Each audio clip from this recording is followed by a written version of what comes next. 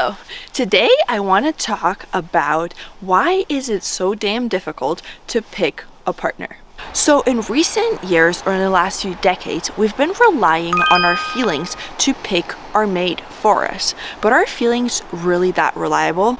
Our feelings change, and a lot of times we really don't have the skill to differentiate between intuition and emotion. We have a lot of trauma, we have a lot of triggers. So how can we trust ourselves to make the right choice to pick the partner or the person to spend the rest of our lives with? You might be in a perfectly happy relationship, but you've definitely seen friends or family be in train wrecks that they can't leave for years and years. Why is that? And why can't we just pick someone that's really good for us from the first try? Very few of us have been taught how to have self-awareness, and even fewer of us have learned how to heal our trauma. So when it comes time to pick our partner, we are operating from subconscious patterns rather than conscious choice. We model our romantic relationships on the way we're related with our parents. So if you're a guy, the way you relate to your girlfriend or wife is intricately linked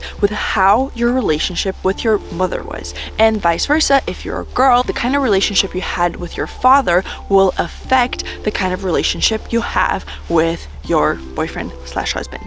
Even the most well-intentioned and conscious parents create experiences for us that are less than ideal. So we all experience some kind of trauma. And trauma in itself is not inherently bad, because through such challenges we grow and evolve. However, when this trauma is unconscious and we're not really acknowledging it or processing it, then it becomes like underwater stones that you keep hitting yourself against when you're trying to relate to yourself, others, and the world.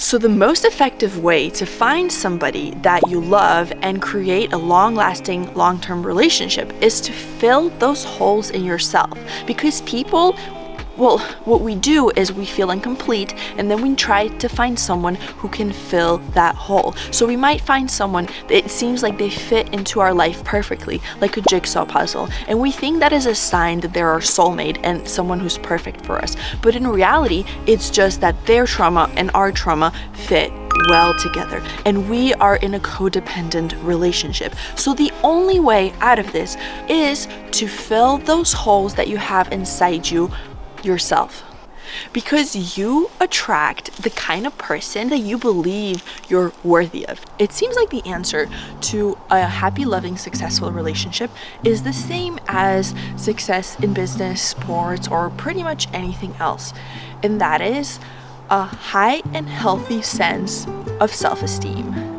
When you love yourself and you think you're the bee's knees, then you're gonna attract other people who think the same. So there is no creating wealth or a happy, loving, sustainable relationship through a sense of lack and low self-worth. So the biggest thing that we're doing here is just increasing our perceptions of ourselves and also increasing our skills, capabilities, and things to back up that belief. So in conclusion, picking our partner is actually a much more complicated ordeal than just swiping right. And I think we have lost some wisdom on how to choose correctly, but then also we haven't really been taught as a society, because a huge part of picking someone you're going to live together in harmony and happiness is doing your own work. So the first step is getting clear on what you want, who you are, and how you can make yourself happy.